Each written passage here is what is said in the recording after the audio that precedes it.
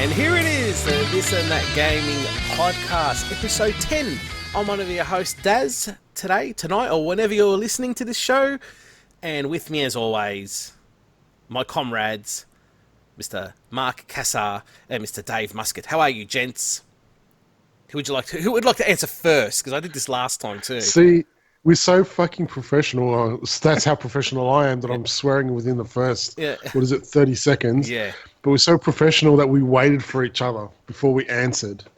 So I will go first since I'm talking right now. I'm doing well. Thank you for asking, Dave. Dave, yes. Dave, all of you, everyone.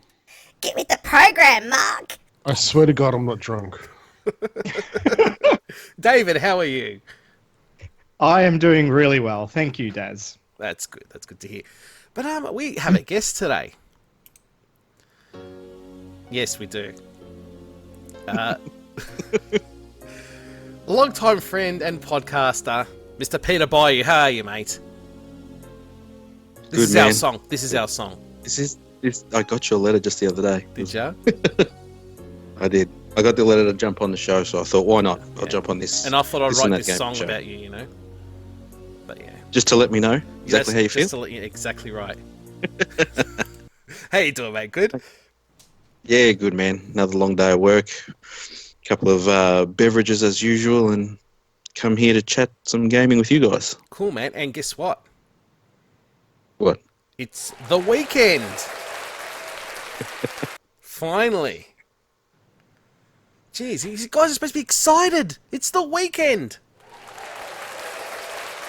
Hooray. Okay, I think I need to add a cricket sound in this thing. Oh, well. Yeah, so, guys, it's another episode, hey? And there is so much news here. Are we going to go through it all? Let's just have a look, hey? And there's going to be lots of ranting, I think. And I actually got into a dilemma this last week, which I will talk about later. I'm a silly bugger. So, yeah. Okay, well, let's get started anyway, obviously. What we normally talk about is what we've been playing. Who would like to go first? Mark, how about you go first? Yeah, I'll go first this time. Go for it. So the only thing I've been playing this week has been Monster Hunter World Iceborne, which is the expansion to Monster Hunter World, funnily enough. Yeah, so it's basically... It's added a bunch of new monsters. If you haven't played Monster Hunter before, basically normally what they do is they'll release the base game, and then so that'll have stuff like different ranks of quests. So like low rank is your easier stuff, and then you move on to high rank, which is the harder stuff. And then when the expansion comes out, they release another rank, which is called Master Rank in this one. It used to be G rank in the previous games. And it's harder again. And yeah, so I've been getting my ass kicked by a bunch of different monsters and absolutely loving it. I'm having a ball with it. Yeah, it was probably my favorite game of this gen before Iceborne, and Iceborne's just cemented it now. I think I've racked up over like 600 hours over the PC and the PS4 versions, and those are rookie numbers That's insane. for Monster Hunter. So, but yeah, it's just really, really fun. If you're looking to get into it, I think you can get the base game like really, really cheap now. Give that a go first. Make sure it's your thing, and then yeah, it's well worth the money moving on to the expansion. The expansion adds like a story mode as well, so it's not just. It's almost like it's a new game, but you know, with the older mechanics. But they've added new stuff as well. Yeah, I can't recommend it enough. I love it so much. But that's really been it, because yeah, I just once Monster Hunter comes out, it's just like, nah, I don't want to play anything else. This has got my undivided attention. So yeah, that's been me. Serious question though. Mm-hmm. Monster Hunter or WoW? Because I know they're the two games you've probably soaked the most time into, I'm guessing. Yeah, Yeah, well, not counting Street Fighter. Yeah, but that's different. That's a given, mate. Everyone should be playing that all the time. Yeah, yeah, exactly. Look, at its peak, at its best, WoW is hard to beat, man. Okay. Like, um, but and it's funny because the reason I enjoy Monster Hunter so much is because it reminds me of WoW. So it's Okay. like it's WoW, but almost single player WoW, if that makes sense. Because there's grind, you're trying to get armor, you're trying to get weapons and stuff like that. But the thing with WoW for me was like when I was like raiding and stuff like that, that was the highlight of gaming for me. Like doing raids with 20 other people, just that coordination. That's what I enjoyed the most about WoW. But it's hard to pick between the two. But I'd say, look, at its peak, definitely WoW. But Monster Hunter is very close. Okay! Oh yeah, come on. Yeah. Come, get serious! Oh, bless you, That's Terry. Terry. Bless. Oh, bless you, Terry. Mr. Davey, what have you been playing? No. You're gonna tell us what you've been playing first, Daz. Me? Okay. Yes, as per the agenda. Oh, fair enough. Me, okay. I've been playing 2 games, not as much as I'd like to because I've just been really, really busy. Firstly, I did pick up, and seriously, I didn't think I was that lucky, but I grabbed Astral Chain. I didn't realise how hard it was actually to find. Well, my wife got it for me, and the kids for Father's Day, so that was an ass. I don't know. I'm assuming my son let my wife know, but geez, how they found it, she told me it was the last one at Big W. And I'm like, so JB didn't have it, EB didn't have it. Mark said he wanted to purchase it, he couldn't find it anywhere. I was like, okay, shit. Fine. Anyway, I've actually played over 4 hours of this, and I reckon I've just finished the training. It takes a while. Look, I mean, it probably shouldn't have taken me that long. Geez, it's such an involved game. And I think now that the game is actually starting, it's graphically, it's like wow. I mean, for it, Nintendo Switch just blows me away, man. It's amazing what the developers are doing on this machine. I mean, like I said, this thing's is as powerful as a Nvidia Shield, which is already it's already a 3-year-old machine, I think now. And I own one of those. I use it to stream stuff on my TV and all that. I mean, I probably can edit it now and chuck on Launchbox. That's just actually come out on Android. But it's an amazing machine. But yeah, man, the controls are they're hard to get used to this game. There's just so much involved. If you like Nier, is it Automata? What is it freaking called? Yeah. That game's awesome. It also reminds me a lot of Recoil, I think it was called, on the Xbox. Oh, Xbox? Yeah. Oh, yeah. It reminds me of a lot of that too. But yeah, if you like those games, you're going to like this, but it's just a lot more involved. And it's a little bit of Dark Souls feel as well in there. Yeah. Like I said, graphically it's great, and yeah, sorry? No, I was going to say, it's funny that you mentioned Nier, because I'm pretty sure It's the same guys. one of the lead, think, yeah. one of the lead developers worked on that as well. Yeah, they reckon it's like a cross between Bayonetta and Nier. I'd say that, but again, there's more involved. There's a lot of Dark Souls feel in it with the combat. Oh no, that's how I felt it anyway. Yeah. And another one that was a pre-order from months ago on PlayAsia. I mean, if you order something from PlayAsia, even if they've got it in stock, takes over a month. But this one took a few months. It was the Switch collection of Anokin, I think it is. Oniken and Adalis. They're pretty. They're Steam games actually, because I had Oniki. I can't even talk, mate. I've had a few drinks actually. Oniken. I had it on Steam. It feels like a NES game pretty much, but I've been playing that Adalius, and it's a lot of fun. It's kind of hard. It feels like a NES game as well. It's very more of a fast-paced Castlevania. It's really Cool. good. Really good collection on the Switch. It's actually quite worth the money. It's a limited. It's got like a soundtrack on there and all that kind of shit. You can get it on the PS4 as well. So yeah, I've been thinking a bit of that while in bed, playing in bed. I've been playing that a bit, and this week I purchased also a D-pad, Hori D-pad for my Switch as well. Mm, So I can yeah. finally play Guilty Gear comfortably without playing it docked. Playing it docked is pointless for me with that game because I'll just play it on every other system I have it on. I wanted to Yeah. play it handheld, so I had to get that D-pad, which is great. The Hori pad is so good on there. Yeah. You need to have it connected. It does not have Bluetooth. It just connects and sucks power out of the actual Switch itself. Supposedly, it drinks a lot of power. Takes a lot of power Yeah, out. so I was going to say, have you had any issues like that? Nah.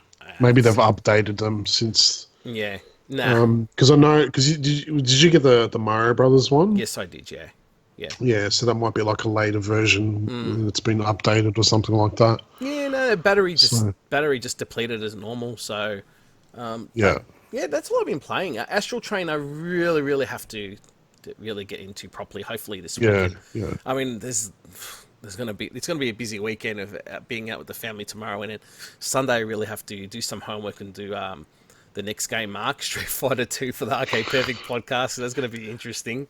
I'm Yeah. going to be in tears. Yeah. But anyway, yeah. Yeah, vanilla, isn't it, Mark? It's Yeah. a vanilla version. So Vanilla. yeah, so that's the next episode there. So yeah, I'm gonna be busy, and that's me, David. Cool.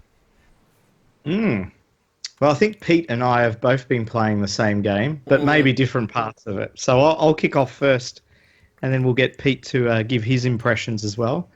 But most of my time the last 2 weeks have been with Gears 5, which came out on Xbox and PC at the same time. And if you had the Xbox Ultimate Pass, you got to play it a few days earlier as well. So me being a single player kind of guy most of the time, I only did the campaign, but I did finish the campaign, and it's pretty bloody good actually.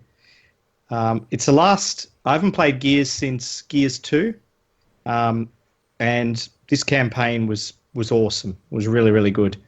Took about 15 hours, so it's probably double the length of a COD type of campaign. And what they did, I mean, it's very. I won't say it's padded out, but it's spaced out. There's periods of the game where you'll just walk and hear a conversation, and then the action will start up again. And initially, I thought that was going to be a bit rubbish, but after a while, I actually really liked it because it sort of calmed you down. Then you came into the next, scene of combat, did that, had a break. So it wasn't constant action, and the story was interesting. So that surely helps as well. Graphically, looks beautiful. I kept seeing screenshots and videos of other people playing it, and it seemed to look better on their PCs than it does on mine, even though I had everything on Ultra. So I think there's a texture pack that you actually download separately, and then that gives you even more fidelity. Yeah. So I didn't have that installed, but yeah, buttery smooth, like 60 frames a second is no problem. I think even on the Buttery. That sounds Buttery. tasty. I think even on the Xbox One X, it pretty much runs, super smooth. But on the PC, I was probably getting 90 frames a second. It was really, really nice. What they did, which is a bit different to older Gears games, is that Act 2, there's 4 acts in the game. Act 2 and Act 3 are more open world. So it kind of almost has a bit of an Assassin's Creed or a Tomb Raider type feel, where you kind of have a bit of a home base and you travel around and there's side missions you can do. But they don't overemphasize it. There's not like, 10 fetch quests or things like that you have to do. It's basically just a few extra areas that you can go into that will give you some extra upgrades or, some different types of weapons. And the weapons are really good. You do find that there's ones that you prefer over others, but there's quite varied. There's probably about 12 weapons in the game. And the cool thing is your droid or your... Yeah, it is your droid. It's a flying droid called Jack, and you can upgrade him throughout the game. And he gives you abilities like he can put a shield in front of the team, or he can turn you invisible, or he can revive teammates and things like that. So campaign-wise, The game's really good. It plays very much like the other Gears. You know, it's a cover shooter. I had a great time with it. So highly recommend the campaign. I only had 2 crashes where it crashed out after a full motion video cut. I picture you falling off the chair or something. Shit! No, it was pretty easy. It crashed out. I restarted and it was fine. So I know there were a lot of technical issues when the game went live. But if you were playing the single player campaign, or at least for me on PC, I didn't encounter any problems. Now I'm going to hand over to Pete to talk about his thoughts. Okay!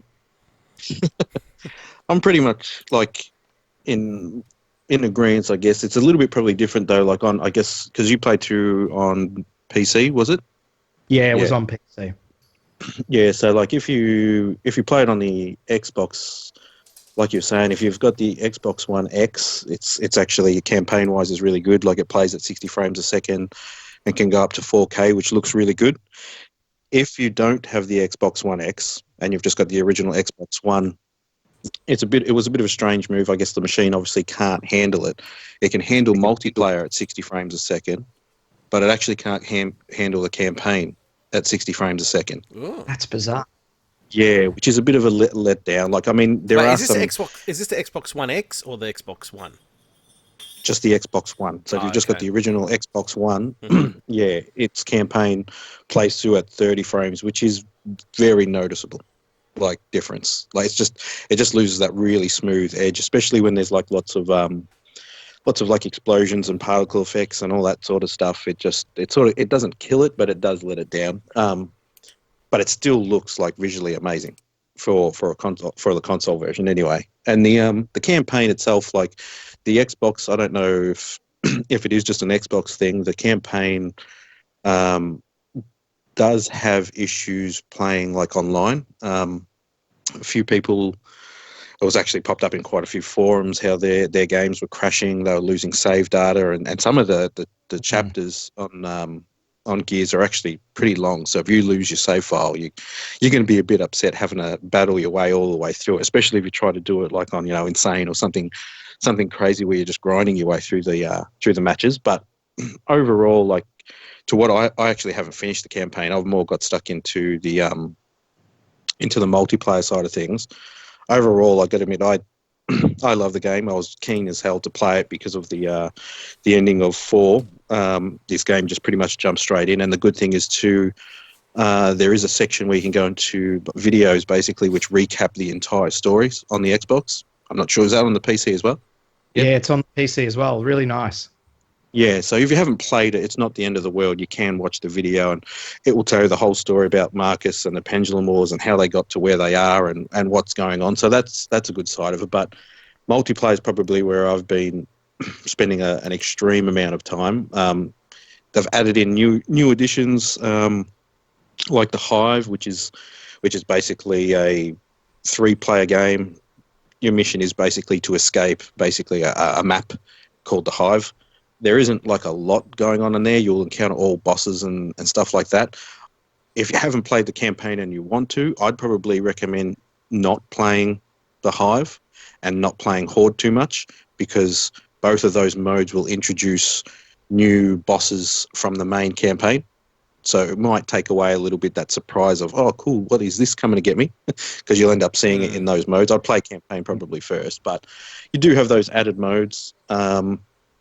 Multiplayer got released a little while ago, so most people would know there was that beta, and it had the new arcade mode, which was sort of like a get kills to buy perks sort of mode. So you get kills, you can unlock sniper rifles. You get kills, you can unlock boom shots. It all depends on character classes and all that sort of stuff. But the multiplayer by far, to me, is probably the best that it's been since probably Gears 1. I think like Gears 1, I love that game. I've punched in so much hours into that. And then after that, the multiplayer sort of strayed away. I didn't like the nerfs that they did to a lot of the weapons, but they've really sort of swung it back. There's probably a few updates they could do to the game. There are some weapons that are definitely overpowered. But overall, like, yeah, it's a pretty solid package. Like you can't really can't really complain, and it's probably a clever, probably a strategic marketing move, I reckon, from Microsoft to turn around and say, let's make Gears 5 part of the Ultimate Pass to basically get it into people's hands for free, which is a good idea because that's how they, I guess, push consoles, send out a game, give it out to people for free, and you think it's free, but then, you become a fan of the game, and then all of a sudden you do those little microtransactions. And all of a sudden people are spending stupid amounts of money, which is a clever idea. But Gears 5, if you've got an Xbox, it's one that you should have in your collection for sure. Cool. I could talk for 4 hours about it, so I'm just cutting myself off. But overall, it's good. Look, it's an impressive feat to get it running so well on both PC and Xbox. I know they had sort of a denial of service attack right at the beginning of the launch, but the game is really, really polished and runs beautifully on both systems. I'm quite impressed. Great story, and to do both multiplayer and campaign so well is just really rare in this day and age. So kudos to them. The one thing that I'll add that did confuse me a little bit was, how you were talking about that robot before? Yeah. So the robot Jax, it was that's the only thing in the entire game that they did that I thought was a little bit odd. It was strange that they made that character the third co-op campaign character. So you can play the actual campaign with 3 people, which is cool, but I think they should have had the 2 main characters from, say, the story being co-op, and maybe even made that third player just a random cog that was coming along with you. Yeah. Because to play as the robot, I played through Chapter 1 and Chapter 2 only because I'm an achievement whore and I just wanted to unlock achievements on my Xbox. I played as the robot. And it does get boring playing as the robot. You just want to get in there and start shooting rather than just electrocute people or dropping shields or have them tell you to go and fetch the app. Good game. Cool. Well, that's it. You don't seem as excited as I am, Darren. Well, you know what? I'm keen on playing. I just haven't had time. What you need to do is you need to sell your Switch and go get one. Go get one. Oh, no, you do have one. You do have the Xbox, don't you? Yeah, I've bought it like 50 million times and returned it. And I've got an Xbox One S now, and I use it as a 4K Blu-ray player now. That's all it's good for. I'm leaving. No, I'm lying. And Forza Motorsport. Ah, yeah. Yeah, I like that a lot. But guess what? It's time for. Cool.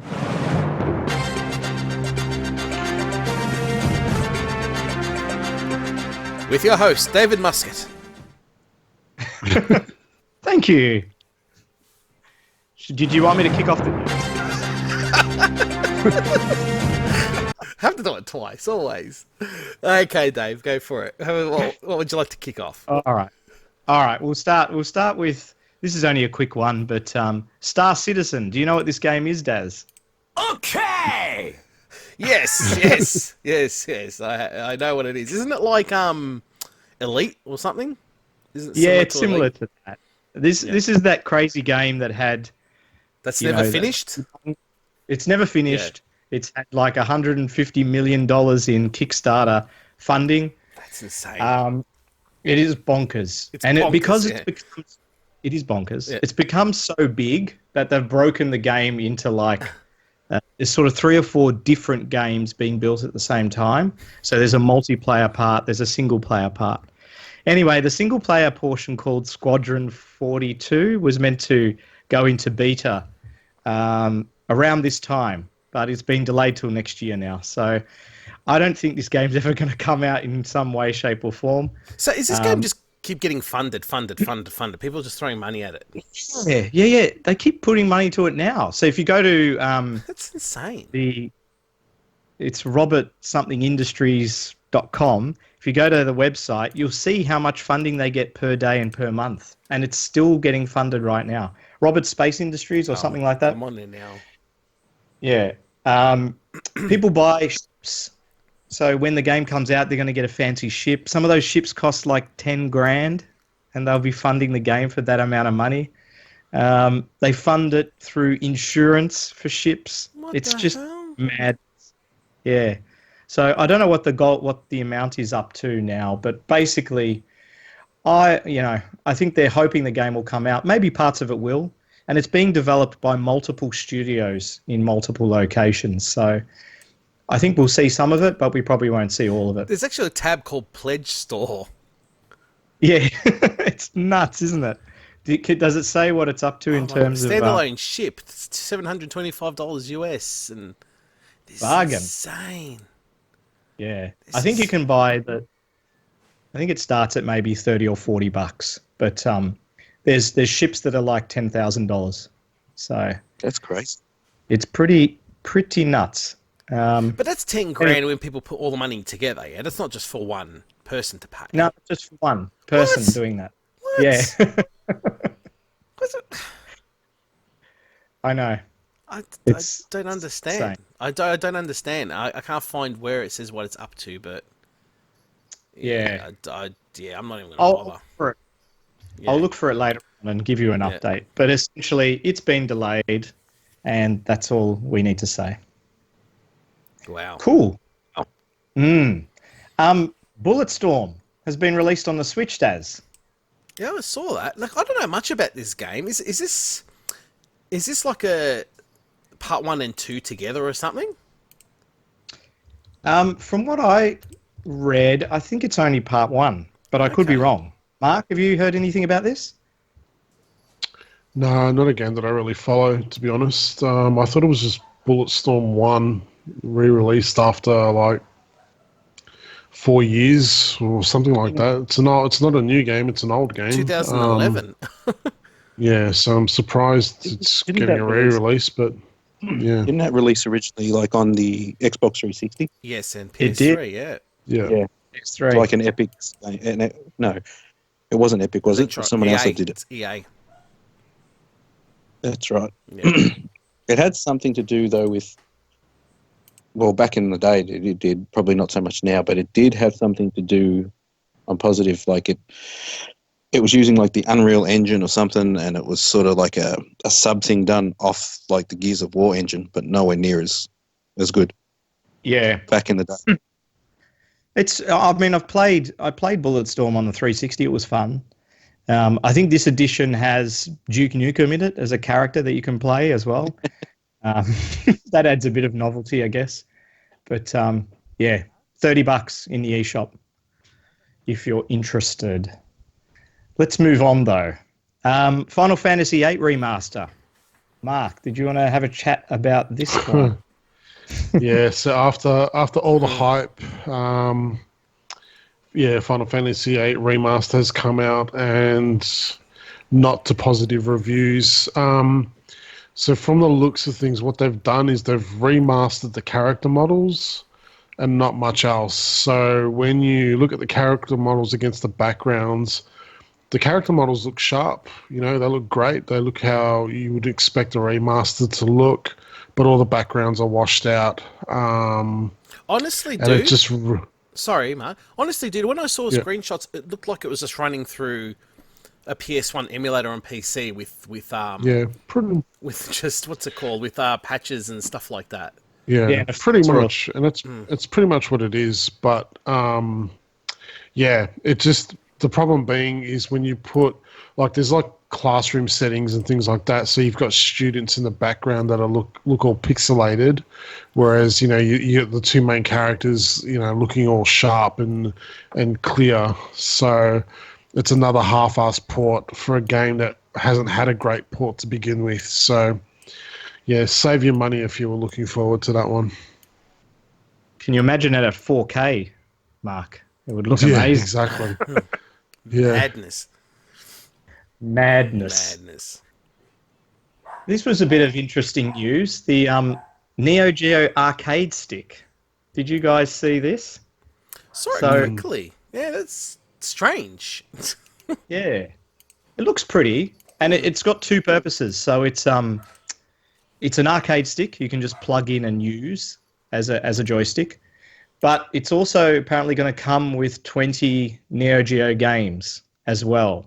So you can flick a switch on it and then output to HDMI and play those games using the controller. They haven't said what the games are. They haven't said when it's coming out, and I don't think they've even given a price yet. No, rumors- I don't think they have. From There was what I read, it's going to be 20 fighting games. Yep. Yeah, you'll be able to output it to your TV, or you can also connect it to the Neo Geo Mini that they released as well, and use it for a controller for that. But yeah, there's no pricing or anything I like actually that. think it released looks yet. really nice, and I love that I can hook it up to a PC. Yeah, I'm skeptical though, based on the controllers that were originally released Okay. for the Mini. I mean, you said they were trashed as Yeah. had no micro switches and stuff. So Rubbish. yeah, we'll see. Come on, SNK. Come on, get serious. Get serious. Pete, did you want to add? Okay. It's getting excited, Terry. Get in your corner, Terry. Just relax. Relax. Chill out. Okay. Yeah, I didn't think it did look interesting in how it's got like a had like a console button on it. I don't know if you've seen that. Have you seen the pictures of it all? Yeah. Yeah. And the thing that I was reading on it too was saying about how the games could vary to different regions as well. Like they're looking really? at a worldwide release, but games could vary. And I don't know, this might be a bit negative on the thing, but I do feel like in a way you could get that, and it depends on what they release it for price-wise. If it's at a practical price point, it'd be pretty good. Or you could go and buy one of those like Japanese Pandora box arcade sticks and knock yourself out with all of them, like with all the games that are available. Like 20 to me seems, I don't know. I don't understand why they release these sort of things sometimes, like the mini consoles and all that, with such a small library. Yeah, You know what I mean? it's Like, dumb. It's true. If they release own, the thing like or at least release the ones that they own, the games that they own. Yeah. On there. I'm sure they own Release more than the- 20. yeah, like release it with all your stuff. This is the library. I mean, how old is this? You know, how old are these games? You know, they're averaging between, I don't know, 15, 20 years old, Yeah. Yeah, maybe. more. Just release the whole lot. Give us Yeah. the whole lot of them. But it'd be interesting to see what its priced at. Yeah, there's no indication at this point. No. And the emulation, you don't know how well it's going to emulate as well. That's it. Exactly. But it's definitely 20 fighting games only, so you won't be getting Metal Slug or anything like that on this. Yep. It's overrated. Metal Slug's overrated. Okay. All right.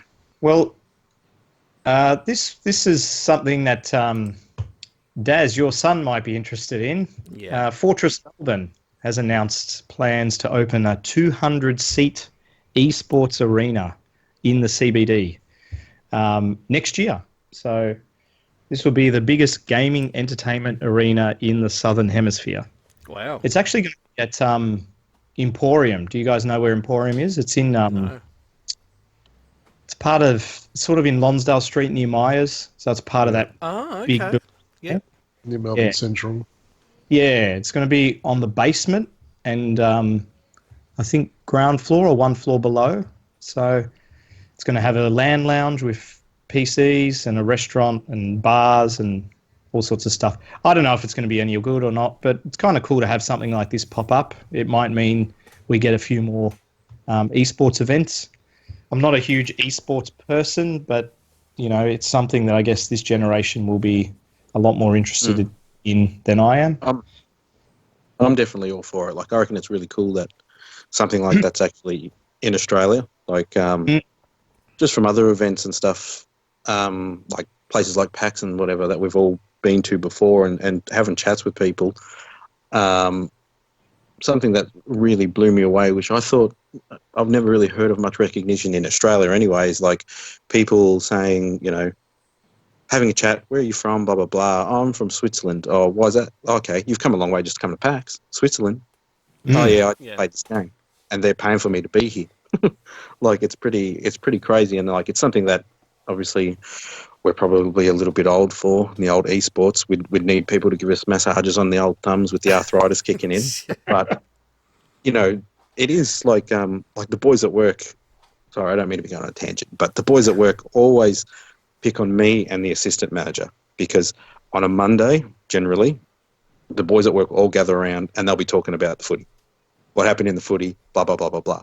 Mark And my does mate that all Chris, the time. my mate Chris will turn around and he'll be like, shall we have an esports catch-up, brother? And then we'll talk about online gaming and what's been going on and blah, blah, blah. Anyway, one of them caught just about some tournament that wasn't, I can't remember the game, but it wasn't too long ago, and someone won $4 million and they were Australian or whatever. And I'm like, yeah, man, like there is some crazy money, surprisingly, like to him in esports playing video games. So having like an area where it's like an esports lounge and stuff is cool. Yeah, and they could tie it in with PAX events and things like that as well to, sort of draw more people in. So, yeah, it's good. Mm. All right, moving along. Darren, where did you find this game? Toilet Shooting Star. What is this? Can you tell us about it? Mate, Facebook, yeah? You know me, Dave. I find everything. I actually don't know what else to say about this game. I just saw that trailer and I'm like, this is just this is dumb. This is just dumb. I was actually really embarrassed to try to look into this game a bit more, unfortunately. But yeah, it's a Toilet Shooting Star game. Is that what it was actually called? I think it's got some other name, like I can't pronounce the Japanese part of it, but it's like Ben's Erase Toilet Shooting Star, something like that. Let me just find out because that's how prepared we are, eh? Oh, it's actually on Steam as well. Yeah, it's on Steam. Yep. It just got released last month. Issue Benzaresa. That's what it's called. Toilet Shooting Star. Yeah. Oh, there's actually a cracked version as well already. Wow. It's like a racer. Yeah, on Dunnies. Toilet. Should call it Dunny Racer. Dunny Racer, the Aussie version. Yeah.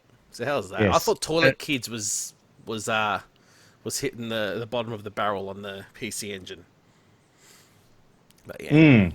Okay, I might have to get a copy. What do you reckon, Mark? Doesn't want to talk. I reckon you need to get like 12 of them. You reckon? I don't know why 12, but just get 12 anyway. 12, it's an even number. 6 each, yeah? 6 each. Yeah, exactly. Just in case one breaks or 5 break, we've got spares. That's it, yeah. Kikitsu Benzaresa.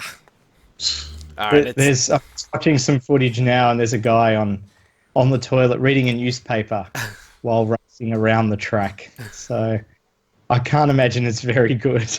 Yeah. Maybe if it's a $2 game, Yeah. I'll buy it. I bought Galgun once, but I got rid of that.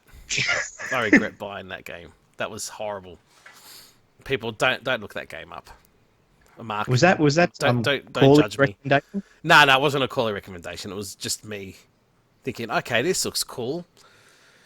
But yeah, I don't appreciate games where I have to take photos of women's boobies and that kind of thing. It's just stupid. Yeah, don't judge me. Let's go to the next segment, hey? Yeah, let's move on. So there was a couple of gaming shows or gaming directs. The first one was the Nintendo Direct, and they had a few announcements. A couple of these were pretty interesting. Mark, did you want to lead this one? Yeah. So Nintendo, as they do, they seem to do it every time there's a big gaming conference or expo. They seem to lead in with their own direct. And man, they nailed it again this time. It was like I was almost crying tears of joy the entire way through. Basically, what they did is they had their direct, and then they had a Smash Brothers direct like directly afterwards. But yeah, some of the announcements. Firstly, this is how you do. I guess your own little presentation. Start off with Overwatch coming to the Switch. Look, the game is 3 years old now, but still, no one ever thought it was going to come until the accessory makers, as this always seems to happen, leak their products early and then blow the announcements. But yeah, Well, what's disappointing though, dude? It's 30. It's only runs at 30 FPS. I'm not surprised. Yeah, I'm Yeah, not but surprised. Paladins runs at 60. Yeah, but Paladin sucks. Oh. It's cocky. Nah, look, Yeah, I'm not surprised, man.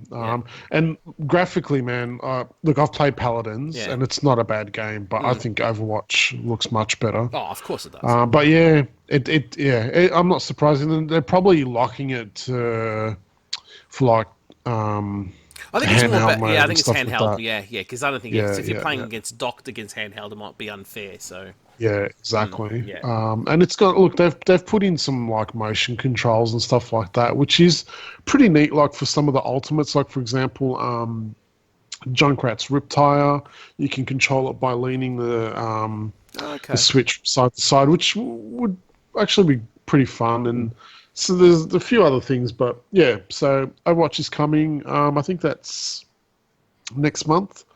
Sometime. The only disappointing thing is that there is going to be a boxed version, but it's a download code only. So don't waste your time. Just go straight to the eShop.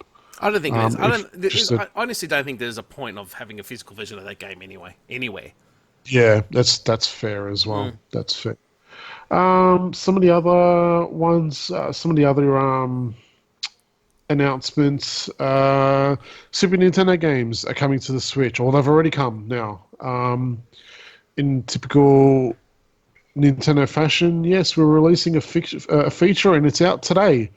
They released, was it 20 games, yeah? To begin with? Yeah, 20 games. Solid titles. And 20 heavy hitters as well. They didn't spread these things out. So you've got, day one, you've got Mario World, you've got Yoshi's Island, Mario Kart, what else Super was Metroid, there? man. That's all Super I need. Metroid. These are quality games. Pilot Wings, which I'm wrapped because I never actually got to play Pilot Wings back in the day. Man. So A lot of people say it's really good. yeah, and stunt race effects. Was Starwing, Yes, Star Fox on that's there? Yep. Yeah, Brawl Breath of Brothers Fire, or something. which is an interesting. Brawl Brothers or something. That's like a Yeah, Final I've never Fight heard clone. of that one before. Not bad. Yeah. Not bad. I tried. Yeah, it. so quality games, and because people were thinking that you might have to pay additional to get those onto your Switch Online membership, but no, it's included now. So it's going to be interesting to see what they do going forward, if they're going to release games for both the NES and the SNES as well, because they're two separate clients within the Switch. But yeah, that was really, really good. The games look great, especially like if you're playing in handheld mode. They look really, really good, nice and crisp. So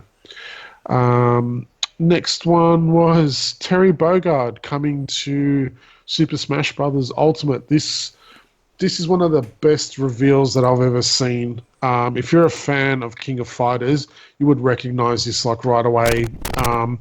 So they had basically the Smash Brothers invitation, and then they had like different characters trying to grab it, and then eventually, Terry was the one that got it. It's been a bit of a controversial announcement. Like for people like me and Daz, and probably maybe even you too, Dave, we were like, yeah, woohoo, Terry. But for all the new Smash players, they were like, who is this Terry? guy? Yeah. Who's Terry? Get off my damn lawn, freaking kids. But I'm super My son hyped. recognized him, so that I was proud of my son because he Oh, recognized did he? That's Yeah. awesome. That's cool. which is good. Look, I'm super hyped. I can't wait. I love Terry Bogard. He's one of my favorite SNK characters.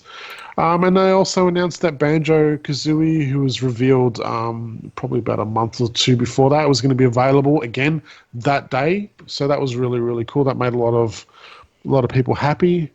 Smash is going from strength to strength. They also announced that once the season pass finishes, they're not done. They're going to be creating even more characters for the game. So that's going to end up with like an insane run. I think there's like 70 characters now. Can you imagine by the time they're done? They're going to be probably pushing over 90 to 100. So And they made it sound like there's going to be more guest characters too, so that's freaking awesome. One of the other highlights, I know Dave, you'd be pretty happy with this, was Divinity Original Sin 2 was announced. And one thing that I found interesting that they mentioned Steam cross saves or something along the lines. Did I read that correctly? Yeah, and That's I really hope cool. Yeah, I hope more so not just for this game, but I hope it's sets a precedent for them to do it Yeah. for more games, right? And we're But starting to see other also- games do it too. Like Destiny's doing it now. Yeah, and I think this is awesome. Actually, this game would be really good on the Switch too. It suits a handheld. You could play it on the train or anything, and it'd be fantastic. So I've probably put 30 or 40 hours into it. I didn't finish it though, wow. sadly. Is it like but, Diablo? No. Oh, okay. It's more it's an RPG, more in the sort of the traditional vein of like Baldur's Gate, that sort of thing. Wow, 10 out of 10, dude. It gets 10 out of 10. I'm looking. Shit. The guys who make it, Larian Studios, they put a lot of love into the game. They listen to the community. They patch it, they fix it, they balance it. So I think people have just been really happy with their, they're another sort of, they're almost revered in the same way that I guess CD Projekt is with The Witcher and Cyberpunk. So yeah, it's good that it's coming out on Switch, and good that it's got the cross save, and hopefully we'll have more games with cross save. Is there a date for that? What was the date? I think it was next month. Remember. Yeah, It wasn't far off. Everything that they showed was pretty close, with the exception of I think stuff like Animal Crossing and maybe one or two other games. They showed the other one was it was the mech game. The name escapes me now. Machinima. Yeah, and that's and that looked pretty good as well. And they showed more Pokemon footage. It was a really stacked presentation, and it really does kind of, I don't know, like put credence to the argument that do you really need these big trade shows? I reckon you're going to see Microsoft and, I mean, Sony's already started to kind of do it here and there, kind of copy Nintendo, because if you can get like 40 minutes worth of announcements, like, dude, by the time that thing was done, between that and the Smash Brothers stuff, I almost had a freaking heart attack, man. I was that hyped by the end of it, so yeah, it sets up, like, because they're like early in the morning as well, as stupid as it might sound, like it sets you up for a really good mood for the rest of the day. Yeah. So yeah, no, it was good stuff. They nailed it again. Yep. Cool. Yeah, I think I think it could be the future of the way gaming companies do their announcements. Yeah. Just works really well. And particularly as we get, new consoles coming out, and that sort of thing, to have a direct is just a nice way to showcase what's going to be on the system. Yeah, exactly. All right. EB Care, do we really care about this? Shall we skip it and move on? I just Skip think it and move on. I just think it's a waste of time. Yeah. I mean, I think the Switch was the cheapest to sort of insure against accidental damage, and it was something like $70 or so. Well, the thing is, by law, don't you have like 6 months or something like that? By law, they have to do something about it. They do if it's faulty, but not if you drop it on the floor. Oh, okay. So this covers you for accidental damage as well. Oh, okay. Yeah, you've got, in Australia, it's a 2-year warranty on most things, depending on the cost. So even Apple products, for example, are covered for 2 years here, where overseas is only a year. But yeah, I personally wouldn't take it up, I don't think. Apple Arcade, speaking of Apple, was announced. Mark, do you know much about this one? I've only read a few details. I know that I think they announced about 100 games. They've confirmed that the games they'll be ad-free, which you would expect. And I believe no microtransactions as well. Okay. And I think the price is about $5 US per month. So yeah, depend. Look, one of the games that they showed off was Choo Choo Rocket, which Yes. is, I think it's a new game. I don't think it's a remake. Doesn't matter either. I'll take it. I'll take Yeah, either. Daz will be happy. I Yeah. was crying tears into my palms. Um, It's got Sonic Racing. Sonic Racing's there. I didn't. Yeah. Look, I looked through. I had a quick glance over the thing. The Choo Choo was the one that kind of stood out. That was the name that I recognised. A lot of the other games I didn't. But Lego if you're a Brawls. mobile gamer, Yeah. Oh, is it for mobile? Is it?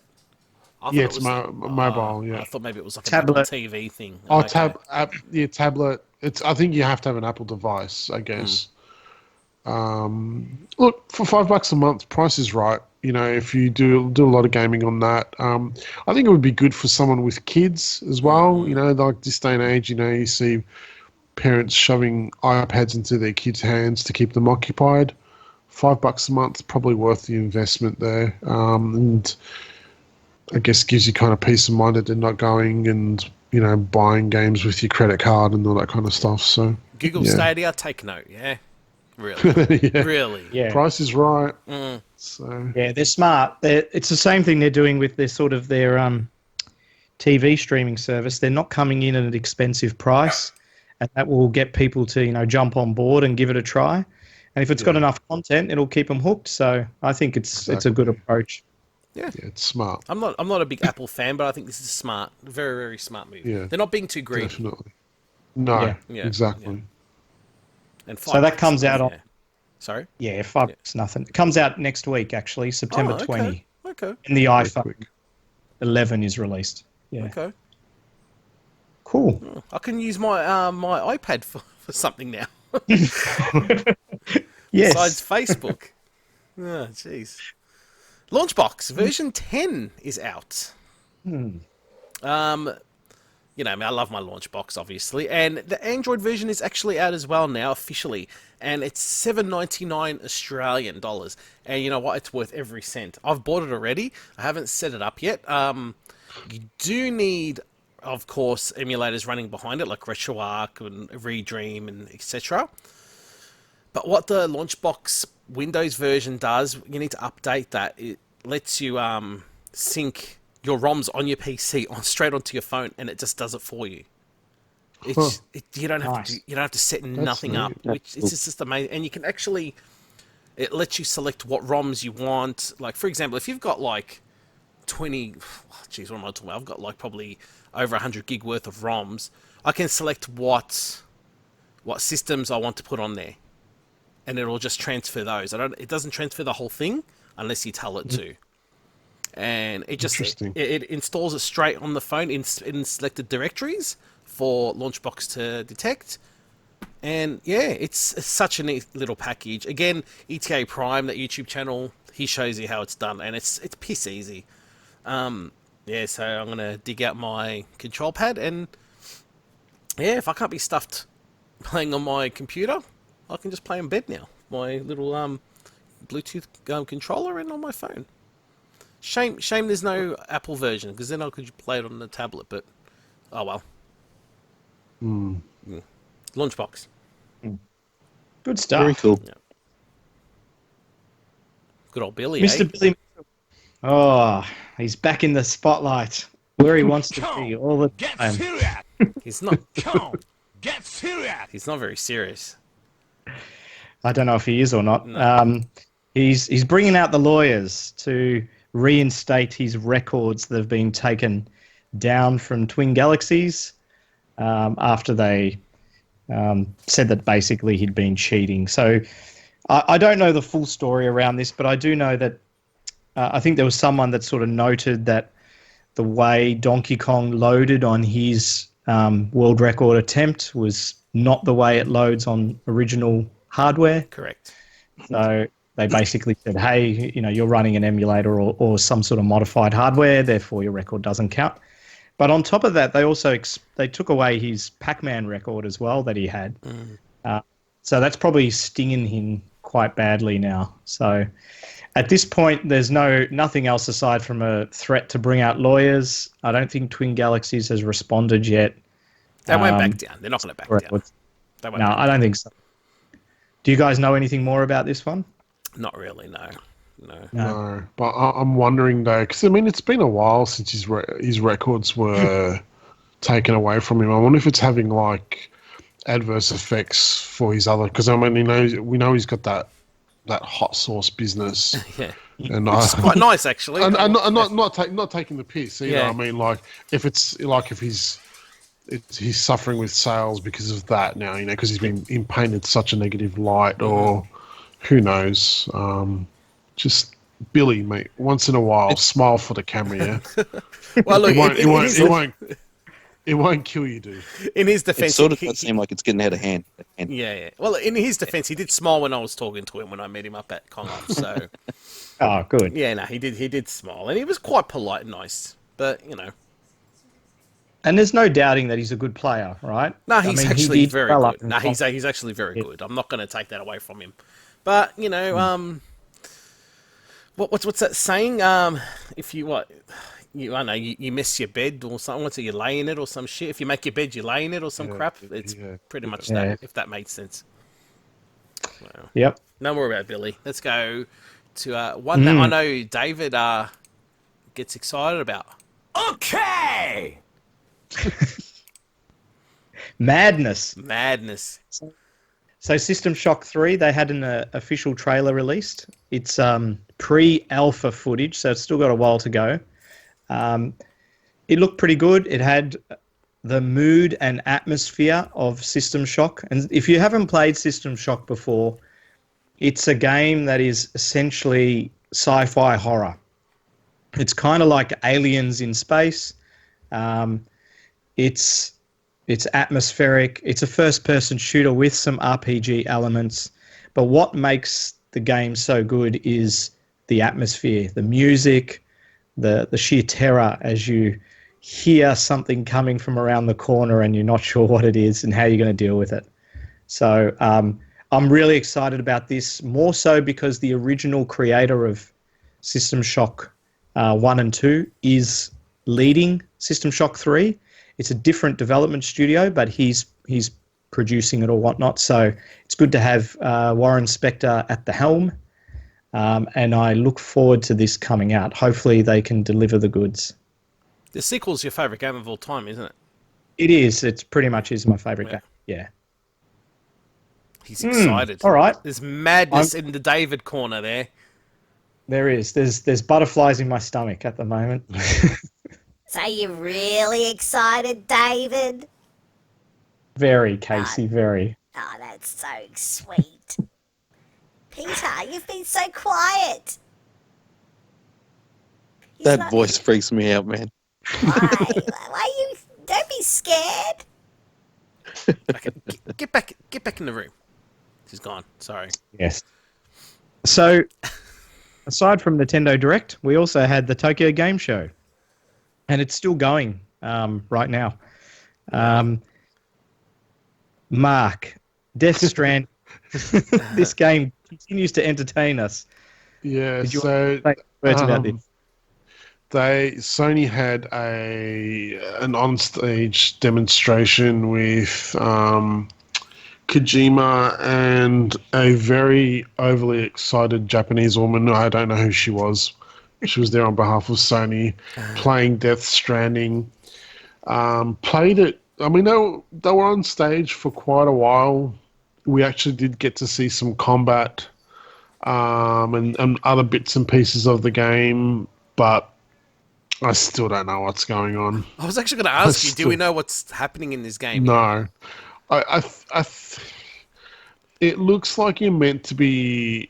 I don't even know. Like I said, I saw they showed some combat of some monster that was in the black muck that you see everywhere, and then once you kill the monster, the muck kind of disappears, and I guess it's almost like you're purifying the land or something. Yeah. So it's I don't know. It's like Metal Gear, but like even more out there than what Metal Gear has become. So I still have zero interest in this game, but it's funny. It's just one of those things where it's like, I know I shouldn't look, but I can't look away every time it pops up. That's exactly my Come to the light. Come to the Yeah. light. exactly my thoughts as well, Mark. I just can't look away. It does Yeah. look very pretty, and It does, yeah, it does. but essentially they spent. I think they were on stage for about 45 or 50 minutes, and Yeah. about 30 minutes was him carrying large cargo on his back Yeah. in the ultimate One thing, quest. one thing I did see, which actually, to their credit, actually seems pretty interesting, is so I don't know how it's going to work exactly. I kind of didn't catch the whole thing, but so you'll be out in the world and you'll come across things that other players have created. Like, for example, like there was one part there was a bridge, right? A player created a bridge, and you can give it a like if you like the bridge. So it was like social media incorporated into a game. Like he grabbed like a bike. I think again it was some player had made the bike and left it out in the world and stuff. There was another part where he went to this pond. I don't know if you saw that part, Dave. Oh my with a God, that was pond that hilarious. looked like it was. He gets into the pond, and it's like he's sitting in a pool of Fanta. I don't know the what hell? it was. It's a rejuvenating. Yeah, it was almost like a hot spring, but it wasn't a hot spring. And he's playing with the baby in the little, Capsule. I don't know, fucking capsule thing. Mm. And then he starts singing to it. Is that when he had the harmonica, or was that later on? No, so I didn't even see the harmonica. What The the harmonica hell? would have made it even better. There was another one. He was like tapping on it and he was singing. I think it was meant to be like a lullaby, but he was singing in Japanese. Yeah. It was hilarious, but it was just like, what is the point of all of this? But then again, like it was a user-created thing, so you could give it a like if you liked it. If not, then I guess you ignore it. And then, yeah, he was riding around on the bike and just going to different areas, and like the map looks massive. Like it just looks almost. It's very Breath of the Wild-esque in that it almost looks like it's infinite. Anywhere that you can see, you can kind of go to. So, we'll be interested. Look, you don't want the game to fail, right? But it's just interesting to see if it's going to be. I think it's either going to be one way or another. It's either going to be like an absolute train wreck, or it's going to be this sheer thing of brilliance that we'll be talking about to our grandkids and stuff like that. Because, yeah, it's just hard to get a grasp on what it's going to turn out to be. It's that bizarre. It sounds like that sounds weird, but I want to check it out. Oh, yeah. It's just yeah. Check it out. Definitely check it out. It's like it's worth. Well, even just for the hilarity, like if him singing in the hot spring and stuff was. I think just I'm going to like, see what that. the I think I'm going to see that. Yeah. Oh, you piss yourself laughing, man. Besides Death Stranding, though, they showed more Final Fantasy VII Remake footage. Again, I was almost in tears of joy. They've just shown more parts of it, and the best thing is that it looks gorgeous, but they're still keeping close to what the base game was. There was like some of the mini games from the original were in there, like Cloud doing squats and Tifa doing pull-ups, and it looks like they're going to keep. There was a controversial part in the original game where I think it was Aerith gets like captured by like this. It was almost like a pimp. So he was there as well, and yeah, I don't want to give any spoilers, but that looks like it's there. Like they showed the Shiva summons, and she looks the same. People thought they might, try and PC her up a bit and stuff like that. Yeah, it looks so good. It looks so good. So that looked amazing. And today I saw there was new footage for the new Guilty Gear fighting game that's in development. They showed off another returning character, damn straight. Yeah, man. May the Yeah, Pirate man. Girl. And it it's already taking the crown for the best looking fighting game of all time, and it's only been in development for a few months. So That's goosebumps. That's giving me goosebumps. I have not seen anything yet, dude. yeah, yeah. Dude, watch the footage, man. It's just, it's like Revelator looked amazing. So it's like, how do you top that? But somehow they have. It's just like, I don't know how they're doing it. But, Even better looking than Street Fighter 5.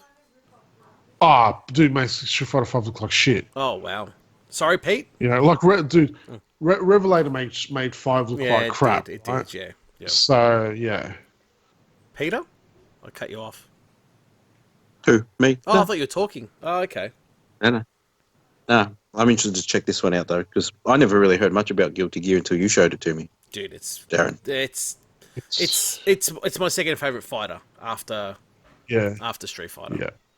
Yeah. They said that it's kind of going to be like a reboot in a way. I don't hope they don't go too extreme with it, but yeah, look, visually at the moment, it's just gorgeous, absolutely gorgeous. So, they said that, come on. There's going to be another trailer in a couple of weeks at one of the big fighting tournaments in the US. So yeah, more footage to come.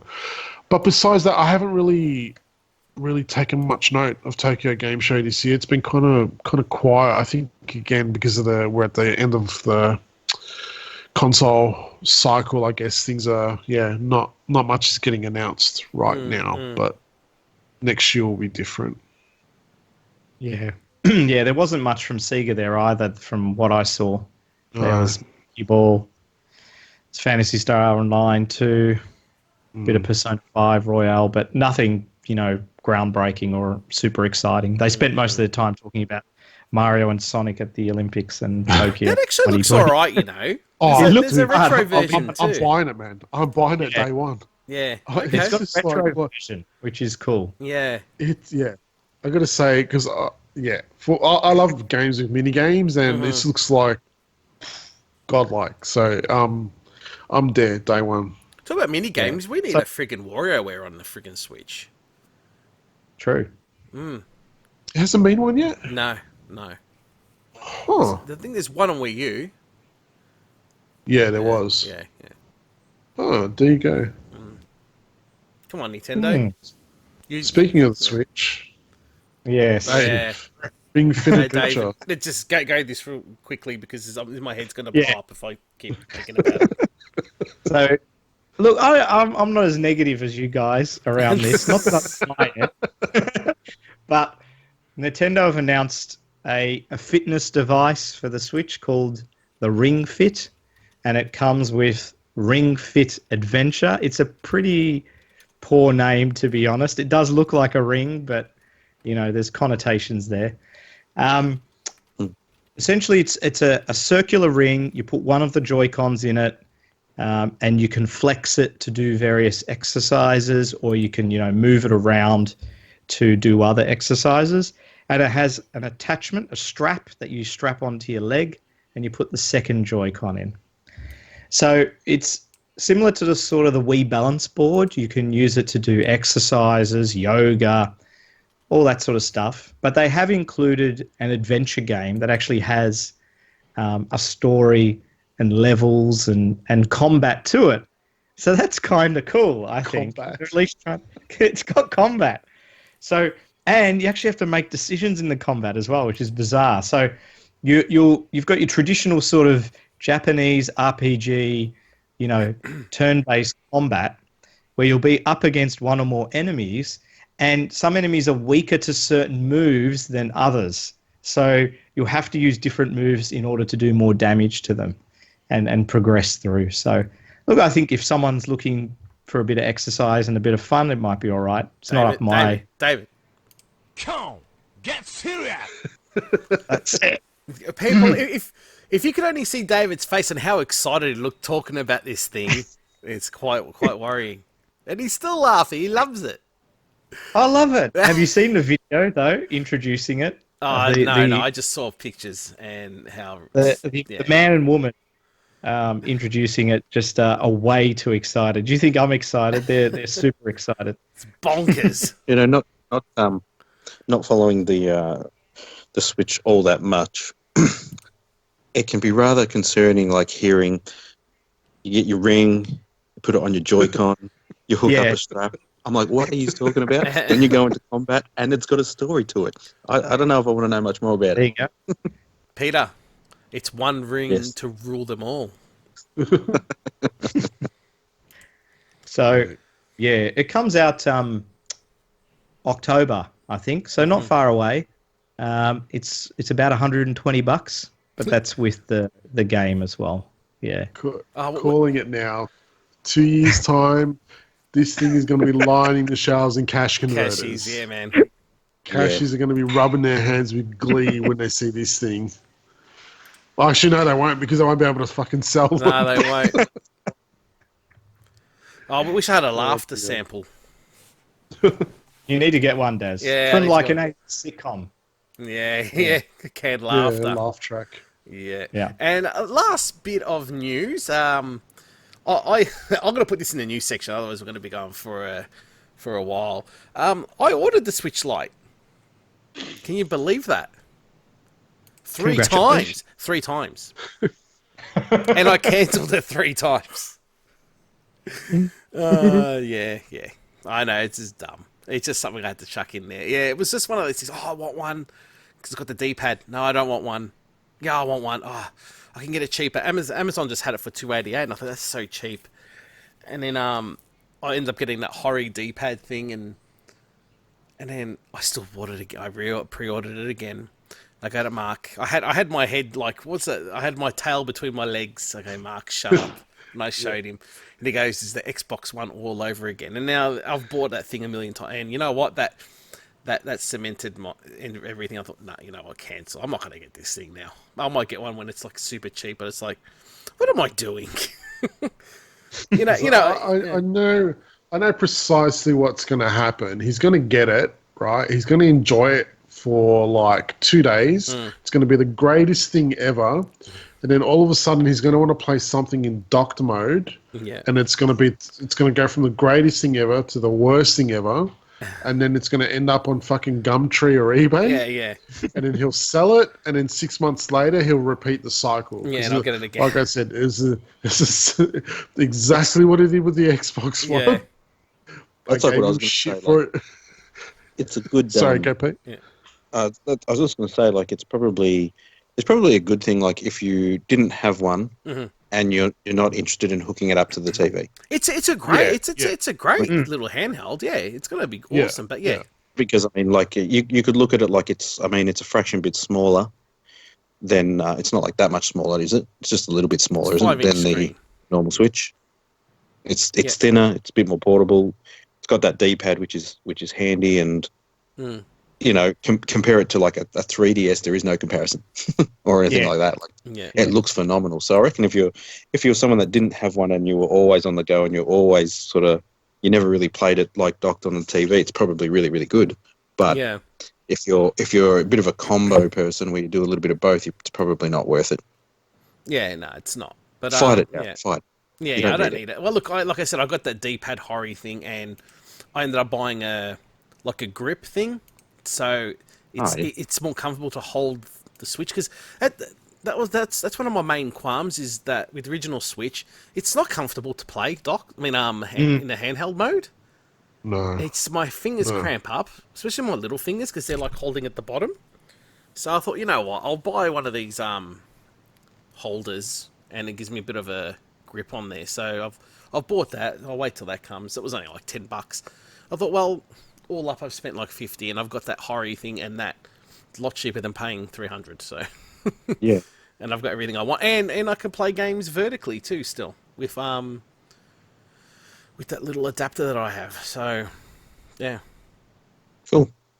Cool. that's me being an idiot. I forgot about that. Yeah, Did you end up getting that? Yeah, I did. Yeah, the grip thing. Geez, yeah, that makes it obsolete, doesn't it? Huh. Yeah, that's right. So yeah, and yeah, there you go. There you go. You know, that actually sold me as well. It didn't sell me then. I was like, you're right, man. I'm just going to buy this thing. I'm not going to use it. Okay, and if I want to play vertical games properly, it's just going to be smaller on that thing. Yeah, exactly. When I've Yeah, actually got exactly. something that's actually going to rotate the screen properly in handheld mode. So, yeah. Yep. And another thing, and if the controllers die, I know I can just buy new ones in handheld mode. So, That's true. Very true. yeah. Cool. That's it for that. We're going to our retro topic. What do you say? Yes. Let's do it. How's that fun? That's some cool music, eh? Yeah. Yeah. Yo! Ow! Okay! Come on. Come on. Who would like to present this one? Mark, how about you? Go, Mark. Cool. Let's rock. So 9th of the 9th, 1999. The year the Sega Dreamcast hit store shelves in the US. Made it 20 years old this week. So we thought we'd reminisce about some of our favourite games and memories related to the Dreamcast. Who wants to go first? I can go first. I'll go first. I'll be nice and quick. I can talk about how I got my first Dreamcast. Actually, it was actually a impulse buy. I got super excited. David, you're going to be smiling at this one. I actually called up Futuristic Games. That's where I got mine from. Called them up, there you go. and I said, "Do you have this?" And he said, "Yes, we've got them in stock." I go, "Do you have Marvel vs. Capcom?" "Yes, we do." "Cool, I'm there." I remember it was tricky hard. It was hard to find that game back then, and yeah, and I drove straight down to Werribee and picked it up. I can't remember if I got another game. I can't remember. Yeah, I did Blue Stinger. That's right. Jeez, what a turd that was. But Yeah. even if I tried to like it, it was horrible. But I had Marvel vs. Capcom, and jeez, was I blown away. Like I see, it was impulse buy. I think I paid I think I'm right. I think it was about $280. Oh, Going wow. back, yeah, it wasn't that cheap, but that was with the game. I think I can't remember if it was with the game or not. I'll be lying. But yeah, I remember taking it home, man, and I played the shit out of it, man. Wow, that was like the PlayStation felt like an arcade at home. This was like next level shit. Yeah. This is like Yeah. this is true arcade now. And Yeah. especially when I ended up getting Crazy Taxi, that was just like, wow, this is just insane. But yeah, that's me, nice and quick. I'll talk about my might favorite jump in. games later. You want to go next? For me, I picked it up pretty late in its life because it wasn't too long after, unfortunately, it got discontinued. But I can remember mine was the same as yours, Daz. Like, it was an impulse buy. They actually had it at Big W here. I remember walking along, and there was probably a period where I wasn't really like heavily into gaming anymore. But I remember walking in there, and I saw it, and I was like looking at it, and then I noticed Resident Evil Code Veronica, and I love those games, so I picked it up with Resident Evil Code Veronica, and I can't remember the name of it, but it's like a WWF wrestling game. Anyway, when I got it back home, I played probably the first 10 minutes of Code Veronica. I nearly died at how good it looked. I remember then like ringing up a mate saying, "Dude, what are you doing?" Because he's a big Resident Evil fan as well. He's like, not much. I was supposed to go to the movies with the missus. I'm like, how about you put that on hold and you come over? And then he ended up coming over because I said I got this new Code Veronica game, and yeah, we played it from, I think it was like 9 o'clock that night through till like 7 a.m. in the morning.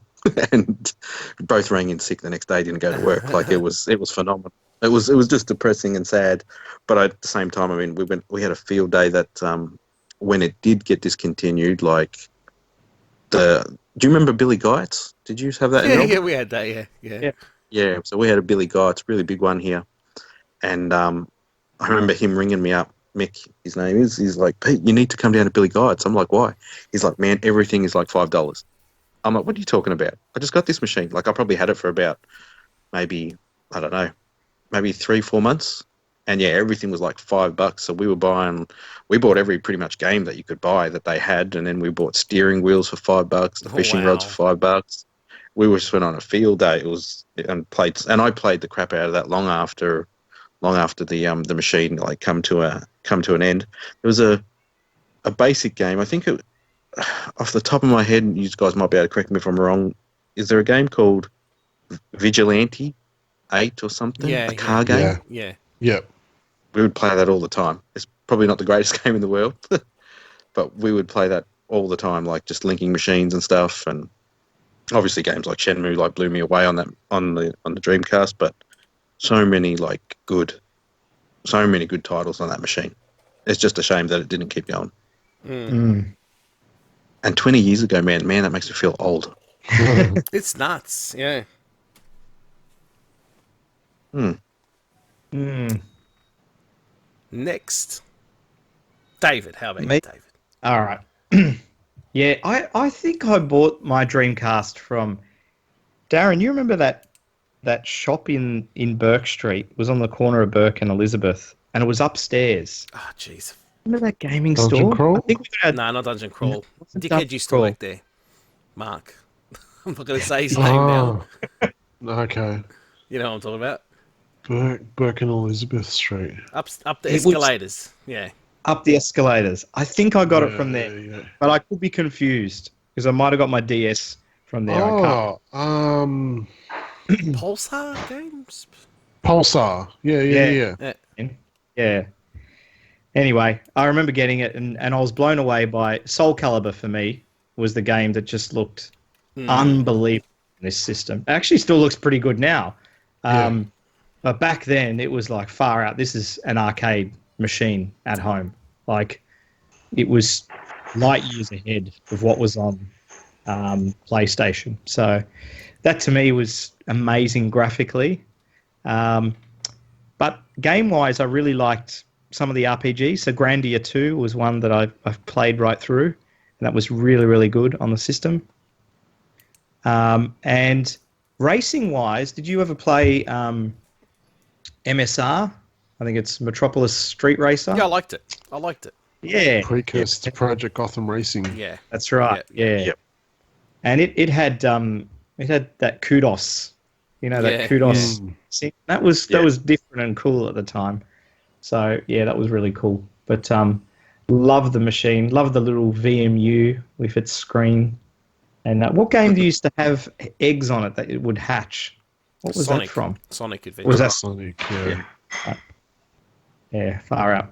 Can't believe it's 20 years. Anyway, Remember the Marku. Marku. Sorry. No, hang on. Pete? I was just gonna say, do you remember the Dream Key? Yeah. Internet. That and, like, browser. hooking it up to the internet. Like I remember saying to my mate when we did that the first time, I'm like, dude, this is the freaking future. Yeah. Mm. Yeah. Yeah. Carry on, Mark. I was actually living in the US when it came out. Oh, just after it came out, actually. I remember wanting it so bad before I moved over there, but not being able to afford one. And then moving over there, and my wife actually got me one as a wedding present, which was awesome.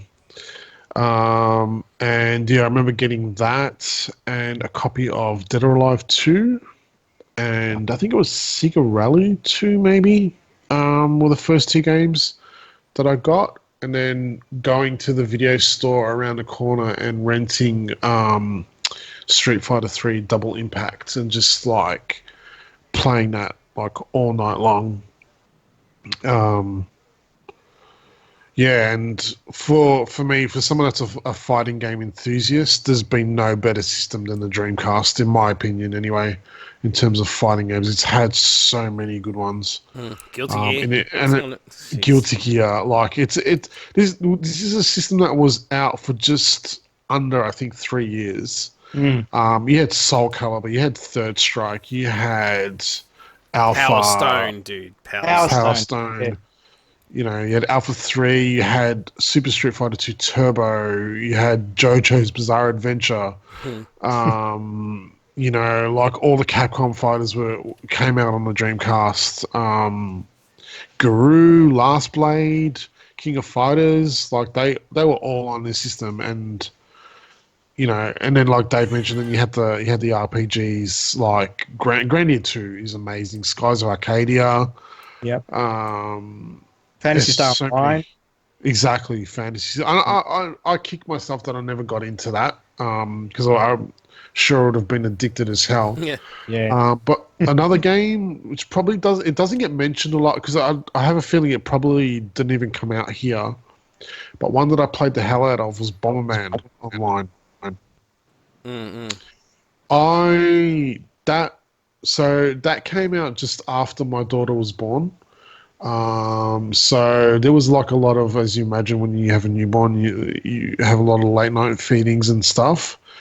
So I would get up so my wife could have a rest and feed the kid, and then jump on Bomberman Online and play that till like 4 or 5 in the morning. There was like a really small dedicated community, but that was fun, man. That was like, and that cemented my love of the Bomberman series as well because you could customize your characters. There was like little outfits that you could get, which they did something similar with the 360 version as well.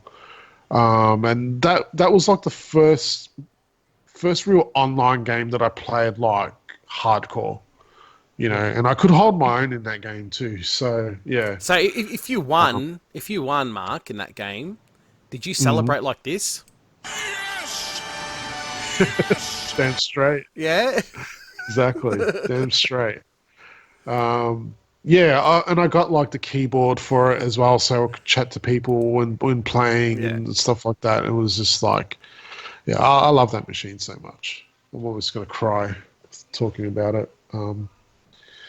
Yeah, Viva la Dreamcast. Mm. Do you, one more story? Sorry, before we go, because I was living in the US at the time, and I was watching CES because I remember obviously we used to hear a lot about E3 and CES in Australia, and we never got to witness them, right? But in the US, CES was covered a lot in the news, and I remember I was making breakfast or something like that, and then they mentioned that this Dreamcast was being discontinued, and I'm just being like absolutely shocked. Like, what? Hang on, nah, no way, this thing's just come out. Yeah, it's funny. It's one of those memories that's kind of stuck with me as well. Just remember, where were you when man set foot on the moon? Like for me, it's like, where was I when the Dreamcast was discontinued? So yeah, that was really really sad as well, and it didn't deserve to die the death that it did. That's for sure.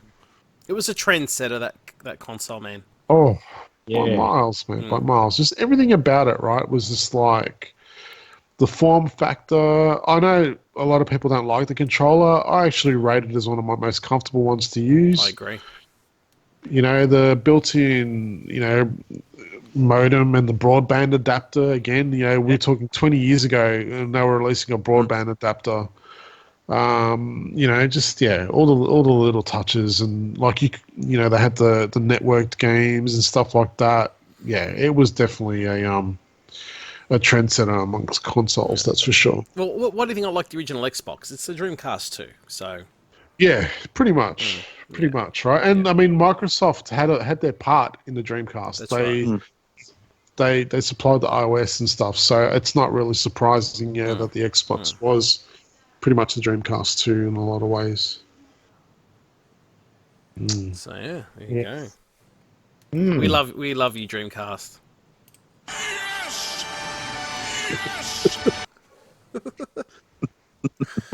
Is there any other games we want to mention before we sort of wrap up? Oh, quickly, I'll just because there's a few that I think need special mention. I absolutely love Hydro Thunder.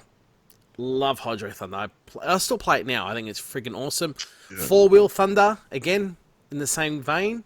I think that's an awesome racing game. Guilty Gear, big. That's one of my favorites. Power Stone 2. The first one was good. The second one just destroyed that one. I know I'm gonna forget a few more. Oh, jeez, dude, Toy Commander. How much did we play Toy Commander? Wow, that we need a new Toy Commander. They loved it so much. Did you play that, Dave? No, I never did. Pete, multiplayer. Pete's gone. No, I never did. I never did. Wow. Yeah, I used to play that with you, Mark, didn't I? No, it wasn't you. We did a little bit. No, it wasn't me. Wasn't I think you. we did a little bit, but it would have been after. Yeah. What a game. I mean, that needs to be redone. That has to be redone. Yeah. And special mention to Gunlord, which was a Turrican successor, but that came out a lot later after it died. That was it was an indie game. But yeah, they still make games now for it. But yeah, they're my standout titles.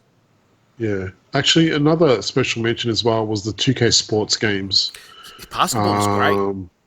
Basketball, hockey, baseball, all of them were amazing until EA did the dick move and snapped up all the licenses and basically put them out of business. So, They were phenomenal. They were quality games. I mean, they're still around. I think.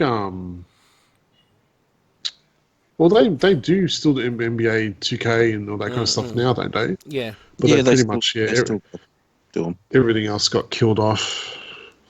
Thank you, EA pricks. I'm pretty sure it's like sort of got turned around. Like EA sort of 2K had the grasp on the basketball games for a good while, then EA sort of did, and then all of a sudden EA's like flopped out, and it's basically 2K now again.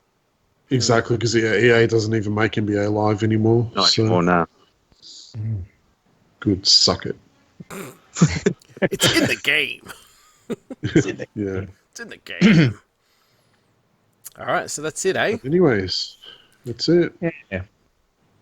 So we have Facebook responses. We have one, John, again. Thank you, John Ebbs, for chipping in there. I just asked. They go, do you have any topics or questions for us? John says the following. Following on your recent piece on Google Gaming, have you tried Antstream gaming service yet? The Retro Gamer magazine said it had screen tearing, consumes too much data, cannot remap controls, and you cannot save games. What a pity, as it's only £95 a year. That's a lot of money. I don't care. It's £95. That's a lot. When of translated money. to our money, that's a fair bit. That's about $150 or so. Yeah, I reckon. No, I have not, and I don't think there's any. I think the server's in New Zealand because we spoke about this. I think one of our first episodes. It was like one of the earlier episodes when it was a Kickstarter. Yeah. No, you know what? And I'm not really that keen on it. Look, I don't think there's any Australian service, so I don't see the point. To be honest, I'll just play. Well, there's Launchbox on my phone now, mate. I don't need that. Yeah. So Yeah. Some good games on here. Gotta say, yeah, interesting. I won't get it, but if it's, I'm curious. Does John have it, or is he just asking if? I don't know if he's got it or not. Yeah, 'cause I'm curious to hear, John, if you actually do have it, like how the setup is it pretty much just plug and play? Because, like, considering that it's emulating stuff like the Amiga and, you know, the Speccy, and I don't know if I see any Amstrad on here, but and I'm not taking the piss, but like those can be a pain to set up for emulators and stuff like that. You know what I mean? Like, it might make it well worthwhile there, because I mean, I saw stuff like you know, Double Dragon 1 and 2 and some other interesting games, like, you know, and if you could get Amiga games working like fairly easily, like I saw Kickoff as well, so that might make it interesting. But yeah, for close to 200 Australian dollars per year, that's probably a little bit too pricey just for an emulation. Yeah, I just think it's too much. That sort of seems a bit up there. Yeah. Yeah, I'm just curious. Yeah, curious to know how easy it is to use. Yeah. Yeah. Launchbox, people. Sorry. It's a great launch box. There's a lot of specky and C64 games, Yeah, so yeah, Yeah. yeah. I just think it's too much. I think if they had a better way of pricing, I think it would have been. I'd be more enticed to try it out. yeah. Especially because a lot of that stuff, I mean, it's readily available for free.